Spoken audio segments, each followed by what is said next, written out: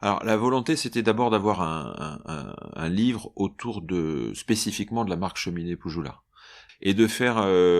cette marque, elle est très originale. Elle s'est voulue, dès le départ, très proche du grand public, ce qui est on va dire particulier pour un produit B2B. Hein. Nous sommes une entreprise industrielle. Assez souvent, on est dans un B2B. Là, la marque Poujoula s'est toujours voulu proche du consommateur. De pas faire un livre, je dirais, sur l'histoire de l'entreprise classique. C'est que souvent on voit des formats assez stéréotypés, je dirais, du livre d'entreprise où on va raconter l'histoire au travers des gens, au travers des usines, au travers des histoires. C'est toujours intéressant, mais nous on a pensé que c'était intéressant de le faire plutôt au travers de la marque, qui est l'expression de l'engagement de l'entreprise, de ses valeurs, de ce qu'elle porte.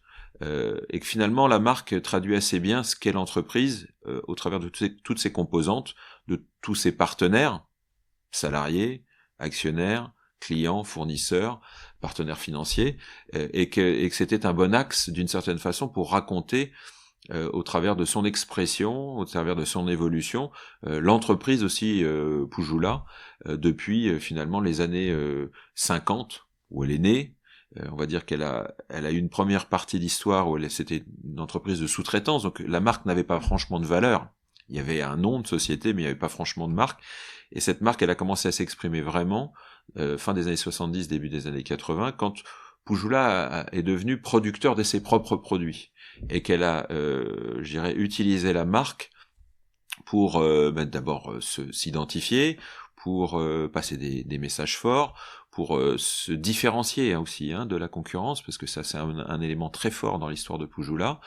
On n'est pas un acteur qui fait du MeToo, au contraire on a toujours eu cette volonté de choisir des produits différents, des technologies différentes, des innovations. On n'a jamais choisi la facilité d'une certaine façon pour aller sur le marché.